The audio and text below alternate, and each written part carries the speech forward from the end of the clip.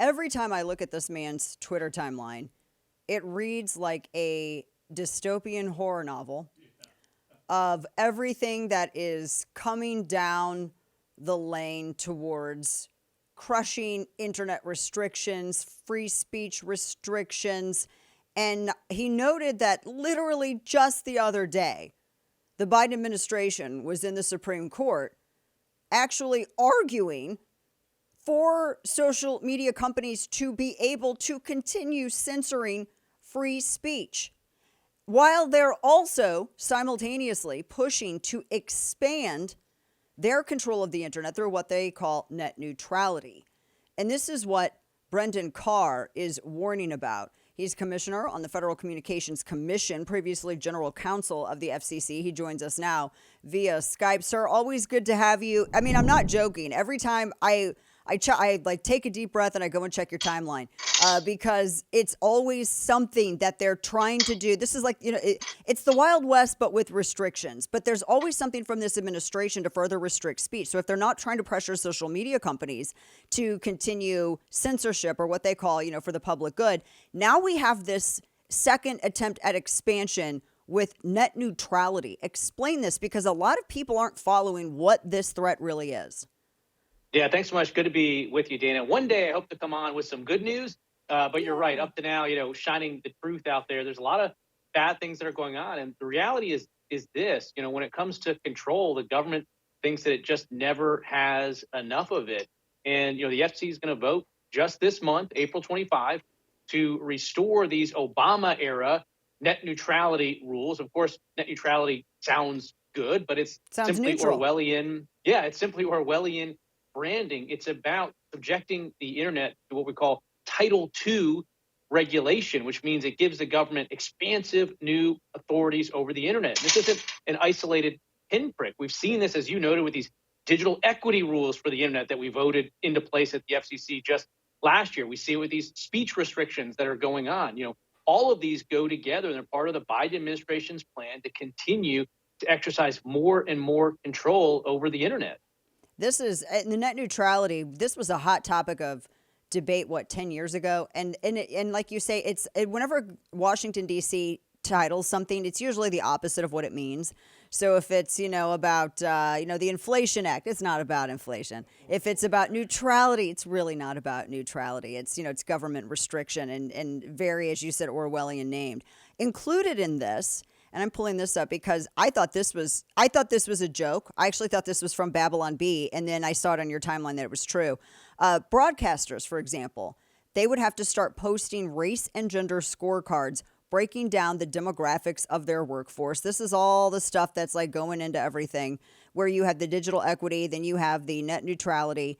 I don't know what that has to do with broadcasting. And if they're already abusing the authority that they have now, I don't even want to imagine what they would do if they got net neutrality passed on the 25th.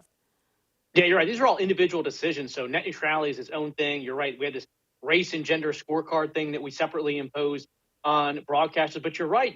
This was 2017 when the Trump FCC voted to repeal the FCC's 2-year experiment with net neutrality. If you remember, it was President Obama that directed the FCC to first do this in 2015.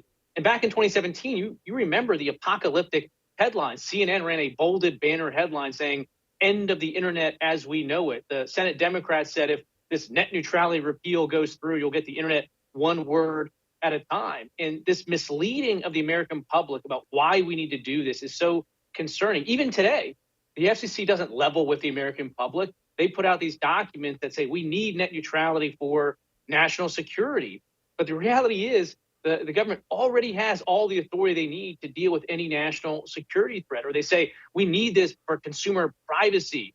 But the truth is the Federal Trade Commission today regulates consumer privacy with respect to broadband providers. Or they say this is great for free expression. As you noted, it's a little ironic given that, again, the Biden administration is literally in the Supreme Court defending their right to jawbone and pressure social media companies into censoring, tell the American people that we need net neutrality for free expression. Once you sort of strip through the veneer of all these protectual claims, you're left with just one thing. It's control. It's about more and more control of Americans' lives. Talking with Brendan Carr of the FCC, you noted, too, the 435-page plan of this.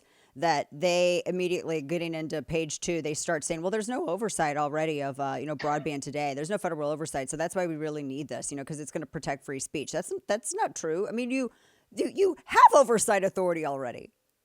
Yeah, look, the 430 plus page plan from President Biden doesn't go 2 paragraphs without telling people something that is completely false. They say, well, you need a cop on the beat. This is totally the Wild West right now. That's not true at all. No. The Federal Trade Commission has expansive powers over broadband. The FCC itself, as we noted just last year in the Digital Equity Plan, put forth new controls that let them micromanage every single facet of the internet. So when you can't go 2 paragraphs without directly misleading the American people about what this plan would do and what the status quo is, it's deeply concerning from the get-go.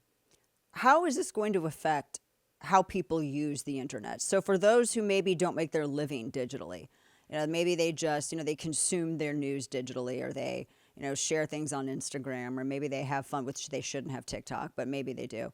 How does this affect, the people who don't? I mean, we see this, and for those of us in broadcasting who work in digital, I mean, obviously it affects us. But how do you make that case to the people who aren't that deep into it? Yeah, look, the best test case example is to look to Europe. Europe has long had this type of heavy-handed regulatory structure. And look what happened to them during COVID-19. The U.S. networks were 83% faster than those in Europe because the light regulatory touch, not no regulation, but light regulation, incentivized massive levels of investment. So what we saw with the Obama era approach that did the same thing was a decrease in investment in networks, a reduction in efforts to bridge the digital divide. So I don't think there'll be any immediate sort of negative impacts per se, but the long-term trend line about the incentives to invest and make our networks robust certainly starts to head the wrong way. The good news, though, is this is going to be reversed on appeal. The Supreme Court has been very clear about this doctrine called major questions doctrine, which is that agencies like us at the FCC shouldn't just get to invent new authorities that Congress didn't delegate. And so this is ultimately a Pyrrhic victory at the agency. It'll pass 3-2 partisan vote this month, but I'm very confident that the court will, in relatively short order, overturn it at the end of the day. I mean, because ultimately neutrality, it's government trying to put its hand on the scale of something. It's the government getting involved in meddling, whether it's in the infrastructure, the investment, the performance, et cetera, of all of these things. And it's like that, as you just mentioned, if you can't have any kind of government agency do Congress's job and through these edicts make these laws that have such an effect on commerce and usage. Yeah, and what's funny is if you actually put like basic neutrality rules in place on the table, I think bipartisan people would vote for it. But the thing is, it's not. The progressive left has rejected every effort to try to put basic neutrality rules in place because they want all of these sweeping controls that have nothing to do with neutrality. So they say they want neutrality. What they really want is what we call these Title II provisions that let you regulate everything from market entry to market exit to rate regulation. It's a whole suite of controls that they're really after. It's government control of, for the lack of a better way to put it, internet business.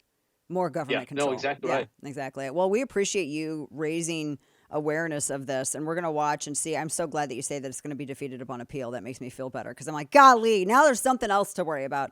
But I'm so glad for that. And you're right. One day you're going to come on and you're going to be like, Dana, all this bad stuff has been reversed.